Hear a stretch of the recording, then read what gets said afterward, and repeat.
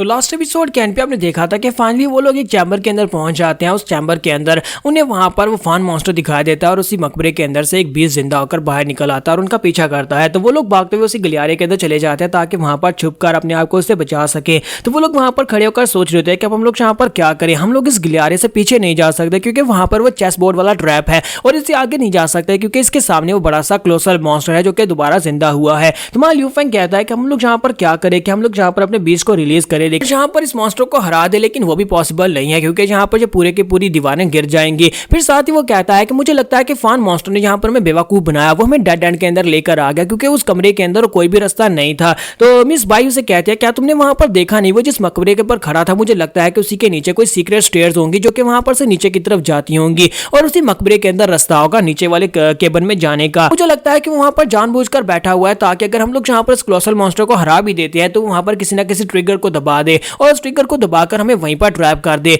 तो हमारा young master bio से कहता है तो हमें उसे वहां पर ट्रिगर दबाने से पहले पकड़ना होगा। तो ल्यूफेंग कहता है फिर हम लोग यहाँ पर करेंगे कैसे, लेकिन पहले हमें यहाँ पर इस बड़े से क्लोसल मॉन्स्टर को हराना होगा। अगर हम लोग यहाँ पर इसको हराएंगे नहीं तब तक हम लोग फान मॉन्स्टर तक नहीं पहुंच पाएंगे। तो मिस बाई उन लोगों से कहता है कि मेरे पास एक बहुत ही अच्छा आइडिया है क्योंकि तुम्हारे मॉन्स्टर यहाँ पर एक्टिवेट रिलीज नहीं किए जा सकते क्योंकि वो यहाँ पर से अंदर नहीं जा सकते, लेकिन अगर हम लोग यहाँ पर अपने छोटे मॉन्स्टर जो कि हमारे प्राइमरी मॉन्स्टर्स हैं उन सभी मॉन्स्टर्स को यूज करते हुए यहाँ पर बार बार उसके ऊपर अटैक करें, एक एक हिट लगाकर वापस आ जाएं, तो मुझे लगता है काम बन सकता है, हम लोग उस मॉन्स्टर को हरा सकते हैं, वो थक जाएगा। तो ल्यूफेंग कहता है कि वाकई में ये काम करेगा और इसी के साथ वो कहती है मैं तुम्हें दिखाती हूँ और वो अपने ज़ाओ बाई से कहते हैं कि ज़ाओ बाई चलो जल्दी से जाओ, जाकर अटैक करके वापस आ जाओ। और ज़ाओ बाई बड़ी तेजी के साथ अंदर जाता है और जाकर उसकी टांग के साथ अपने आप को रगड़कर वापस आ जाता है, यानी कि उसके ऊपर अटैक करके वापस आ जाता है और आकर मिस बाई के पास पहुंच जाता है। तो मिस बाई कहती है कि हालांकि इसकी वजह से उसके ऊपर ज्यादा डैमेज नहीं हुआ, लेकिन मुझे लगता है कि फिर भी यहाँ पर हमारे अटैक ने काम किया है। अगर हम लोग यहाँ पर इसी तरह बार बार उसके ऊपर अटैक करते हैं एक ही पॉइंट के ऊपर तो हम लोग उसे हरा सकते हैं।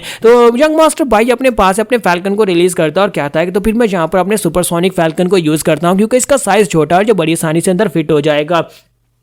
और वो अपने फैल्कन को रिलीज करता है और फैल्कन से कहता है कि जाओ जाकर अटैक करो और उसका फैल्कन बड़ी तेजी के साथ वहां पर अंदर जाता है और साथ ही अपनी सुपरसोनिक पैक को यूज करते हुए तेजी के साथ उसके ऊपर अटैक करके आगे गुजर जाता है। तो फैल्कन जो होता है उसकी रिब्स तोड़ देता है, तो उसकी रिब्स तो टूट जाती है लेकिन फैल्कन क्योंकि सुपरसोनिक स्पीड को यूज कर रहा था, कमरा छोटा होता है और वो पीछे जाकर दीवार के साथ टकरा जाता है। तो दीवार के साथ टकराने के बाद वहीं पर बेहोश हो जाता है और मॉन्स्टर जो होता है अपना पंजा उठाकर उसे मारने के लिए आगे बढ़ता है। जैसे ही वो पंजे से उसे मारने लगता है तो यंग मास्टर बाई उसे वापस समन कर लेता है। तो यंग मास्टर बाई कहता है तो बहुत ही अच्छा हुआ कि मैंने टाइम रहते उसे यहाँ पर वापस समन कर लिया क्योंकि यहाँ पर रूम छोटा है। मिस बाई उसे कहती है कि तुम्हारे सुपरसोनिक फैल्कन के उस दीवार के साथ टकराने की वजह से पूरी केव हिल रही है, हम सभी लोग यहाँ पर नीचे दबकर मर जाएंगे, दोबारा इसको यूज मत करना। तो ल्यूफेंग कहता है कि मुझे ट्राई करने दो और इसी के साथ ही वो अपने पास अपने पौधा चांद को निकालता है, साथ ही फायर बॉल को निकालकर उसे कहता है कि जल्दी से अपने आप को यहाँ पर कांटू का बॉल बना लो और वो कांटू का बॉल बन जाता है और साथ ही वहां पर पौधा चांद जो होता है अपने हाथों को रस्सी बना लेता है और उसके अंदर लपेट कर उसे वहां पर स्पिन करना स्टार्ट करता है और स्पिन करते हुए उसे सामने की तरफ थ्रो करता है। तो फायर बॉल जैसे जाकर वहां पर उस बड़े से मॉन्स्टर के साथ टकराता है तो वो उसकी रिब्स को तोड़ते हुए आगे गुजर जाता है, पीछे दीवार के साथ टकराकर वो फिर से बाउंस बैक होता है। बाउंस बैक होने के बाद पौधा चांद उसे खींचता है और सीधा उसे उस मॉन्स्टर के ऊपर फेंक देता है। तो वो मॉन्स्टर के ऊपर से नीचे की तरफ गिरता है तो उसका वजन ज्यादा होने की वजह से मॉन्स्टर की रीढ़ की हड्डी टूट जाती है और मॉन्स्टर की बॉडी के 2 टुकड़े हो जाते हैं। तो मिस बाई कहते हैं कि फाइनली हमने कर दिया और ये लोग वहां पर से अंदर आ जाते हैं। तो मिस बाई कहते हैं कि तुम्हारा ये स्टील बॉल तो काफी ज्यादा कमाल का है। तो ल्यूफेंग कहता है कि अब जबकि हमने यहाँ पर इस मॉन्स्टर को पकड़ लिया तो अब यहाँ पर उस फान मॉन्स्टर को पकड़ते हैं, इससे पहले कि वो किसी ट्रिगर को एक्टिवेट करते हैं हमें जल्दी से जल्दी उसको पकड़ना होगा। ऐसे वो लोग वहां पर से आगे बढ़ने लगते हैं। इसी के साथ ही वो मॉन्स्टर जो होता है उसकी जो कटा हुआ आगे का हिस्सा होता है यानी उसकी जो गर्दन होती है वो फिर से एक्टिवेट हो जाती है और वो उनके ऊपर अटैक करने के लिए बड़ी तेजी से आगे बढ़ता है और सबसे पहले वो पौधा चांद को अपने मुंह के अंदर डाल लेता है और उसे वहां पर अपने दांतों से दबा रहा होता है। तो ल्यूफेंग कहता है ये तो फिर से एक्टिवेट हो गया, हमें यहाँ पर जल्दी से जल्दी भागना होगा और वो जल्दी से अपने पौधा चांद को वापस समन करता है और भागते वो लोग वहां से बाहर निकल आते हैं। तो वो लोग वहां पर नैरो गली के अंदर आते हैं ताकि वहां पर बच सके, लेकिन क्योंकि मॉन्स्टर का पिछला हिस्सा टूट चुका है सिर्फ उसकी गर्दन ही बची है तो बड़ी आसानी के साथ उस पतली गली के अंदर एंटर हो आता है। तो वहां ल्यूफेंग कहता है जो तो बहुत ही बुरा है, अब वो यहाँ पर पतली गली के अंदर भी आ सकता है और हमारा पीछा कर रहा है। तो मॉन्स्टर जो होता है वहां पर अपनी सिर्फ गर्दन के साथ उनका पीछा किए जा रहा होता है। तो मिस बाई कहती है कि अब हम लोग यहाँ पर क्या करेंगे, तो नहीं रुकने वाला और अगर हम लोग इसी तरह से भागते रहे तो हम लोग चेस बोर्ड वाले उसी इलाके में पहुंच जाएंगे और वहां पर ट्रैप एक्टिवेट हो जाएगा। तो मास्टर बाई उनसे कहता है कि मुझे लगता है कि यहाँ पर इतनी लेंथ काफी है, तुम सभी लोगों को जब मैं इशारा करूं तुम सभी लोग यहाँ पर दीवार के साथ जुड़ जाना, दीवार के साथ चिपक जाना, बिल्कुल भी हिलना मत। और वो जल्दी से भागता हुआ थोड़ा सा और आगे चला जाता है और वहां पर जाने के बाद उनसे कहता है कि चलो जल्दी से दोनों एक एक साइड के ऊपर दीवार के साथ चिपक जाओ। और वो दोनों जल्दी से दीवार के साथ चिपक जाते हैं, जबकि यंग मास्टर बाई जो होता है जल्दी से अपने डाबाई को रिलीज करता है। वो अपने बड़े से स्नेक को रिलीज करता है क्योंकि उसकी लंबाई ज्यादा होती है, तो वो लंबाई के हिसाब से उसको रिलीज करता है। वो रिलीज होती है वहां पर उस मॉन्स्टर को अपने मुंह में डाल लेता है और मुंह में डालकर उसको वहां पर आइस के साथ पूरा फ्रीज करके उसके टुकड़े टुकड़े कर देता है। तो यंग मास्टर बाई उनसे कहता है कि मैंने यहाँ पर लंबाई का पूरा अंदाजा लगाया और उसके बाद अपने डाबाई को यहाँ पर रिलीज किया, चलो शुक्र है कि हमने यहाँ पर बड़ी आसानी के साथ मॉन्स्टर को हरा दिया। तो मिस बाई उसे कहते हैं कि चलो जल्दी से डाबाई को वापस समन कर लो, यहाँ पर मेरी सांस बंद हो रही है। यंग मास्टर बाई जो होता है अपने डाबाई को वापस से समन कर लेता है और कहता है कि चलो जल्दी से आप अंदर चल के देखते हैं कि वो फोन कहाँ पर गया।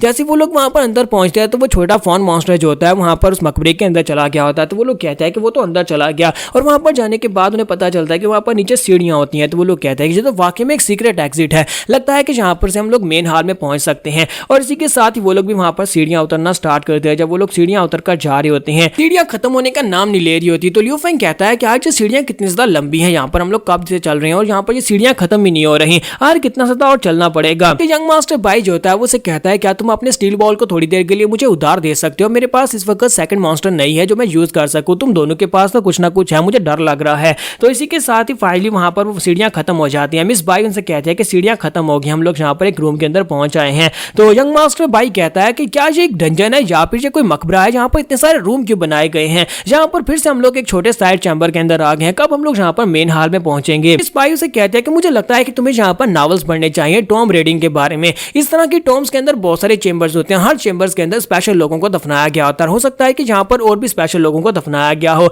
और जैसे वो सामने देखते हैं तो वहां पर पूरे 4 मकबरे होते हैं और 4 मकबरों के ऊपर वहां पर फोन मॉन्स्टर भी बैठा होता है। तो वो लोग कहते हैं कि अब यहाँ पर क्या होने वाला है, यहाँ पर तो 4 कॉफिन्स, अब ये मत कहना कि इन चारों कॉफिन्स के अंदर से 4 मॉन्स्टर्स निकलने वाले हैं। और इसी के साथ ही वहां पर पहला मॉन्स्टर बाहर निकलता है। तो वो कहते हैं कि ये क्या, यहाँ पर तो एक इंसान की डेड बॉडी निकल रही है, यानी कि ये एक इंसान का कंकाल है। मिस बाई कहती है कि ऐसा कैसे हो सकता है, क्या ग्रीन डेविल यहाँ पर इंसानों को भी जिंदा कर सकता है। तुम्हारा लियू फेंग उसे कहता है कि नहीं, जरा गौर से देखो, वो इंसान नहीं है बल्कि उसकी खोपड़ी के ऊपर देखो, वहां पर उसके सींग हैं। इसका मतलब यह है कि ये एक स्पिरिट मॉन्स्टर है, ये ह्यूमनॉइड टाइप का स्पिरिट मॉन्स्टर है। इसी के साथ ही साइड के ऊपर से एक और मॉन्स्टर निकलता है, फिर साथ ही साइड के ऊपर से 2 और मॉन्स्टर्स निकलते हैं और साइड के ऊपर से जो 2 मॉन्स्टर्स निकलते हैं उनकी सब टाइप जो होती है वुड होती है। तुम्हारा लियू फेंग कहता है कि यहाँ पर तो टोटल 4 ह्यूमनॉइड टाइप के मॉन्स्टर्स हैं, लगता है कि उन गार्डियंस के 4 मॉन्स्टर्स हैं जहाँ पर जिनको यहाँ पर जिंदा दफना दिया गया था। मिस बाई कहती है कि तुम लोग यहाँ पर अभी भी अपने मेन मॉन्स्टर्स को रिलीज नहीं कर सकते क्योंकि ये जगह काफी ज्यादा छोटी है और यहाँ पर हमारे सामने 4 कोलोसल मॉन्स्टर्स हैं और हम लोग इनका मुकाबला नहीं कर पाएंगे, हम लोग क्या करें, क्या वापस भाग जाए।